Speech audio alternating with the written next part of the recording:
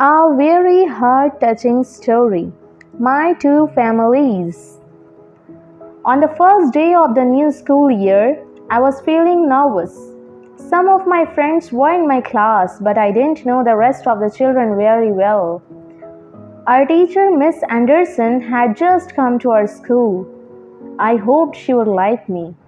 Miss Anderson asked us what our names were. Then she said we will be doing lots of painting and drawing this year because I love teaching art. I was really pleased about that because I love painting too. I want to get to know you, Miss Anderson said. Then she gave out sheets of paper with squares drawn on them. This is a diagram of a family tree, she explained. I would like you to fill in the names of your parents. If you can write in the names of your grandparents too. Get started now. Put your own names down here in the big square at the foot of the page. When you go home tonight, your parents can help you. Fill in as much as you can for homework. Homework? I thought. Homework on the first day back at school? I didn't think that was a good idea at all. When I got home, Mom asked me about my day. I think I'm going to like Miss Anderson, I said, except that she has given us some homework on our first day back. Then I showed Mom what I had to do. Mom had a book all about our family. It was really useful. When I had filled in the most of the squares on the diagram, Mom looked at it. Then she said, Alex, don't forget about your other family. Nikki and Tim are your birth parents. I hadn't forgotten about Nikki and Tim, but I didn't want to tell the whole class about them. Sometimes I like being adopted. Sometimes I get presents from both of my families. But at other times, I feel confused because my mom and dad are not my birth parents. Sometimes I wish I wasn't adopted. I called Tim first. He said he was glad to hear from me. He had a book about his family too, and he told me what I needed to know.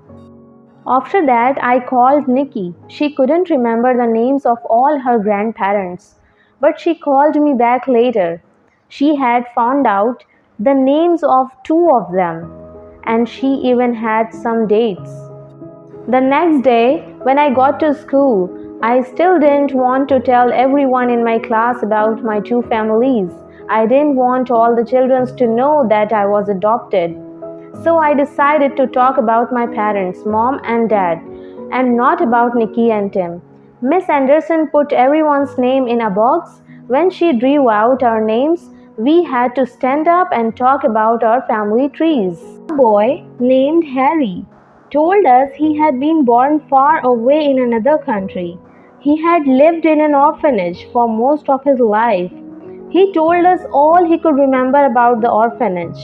Every day he had hoped that someone would come and want him to be part of their family.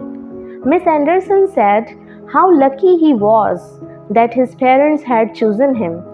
I thought so too. I had two mothers, Mom and Nikki, but for a long time, Harry hadn't had a mother at all.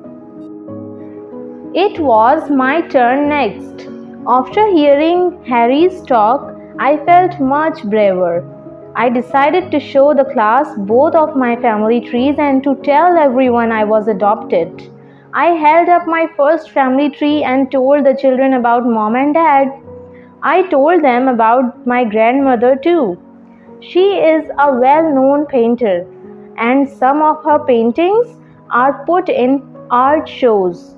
Then, just as Miss Anderson was about to pull a new name out of the box, I held up my second family tree. These are my birth parents, I said. Their names are Nikki and Tim. I was adopted by Mom and Dad, and I was just 2 weeks old. I see Nikki most holidays, and I often call Tim. The children listened carefully to all the things I told them. When I finished my talk, they all clapped. I felt special. with two families to talk about.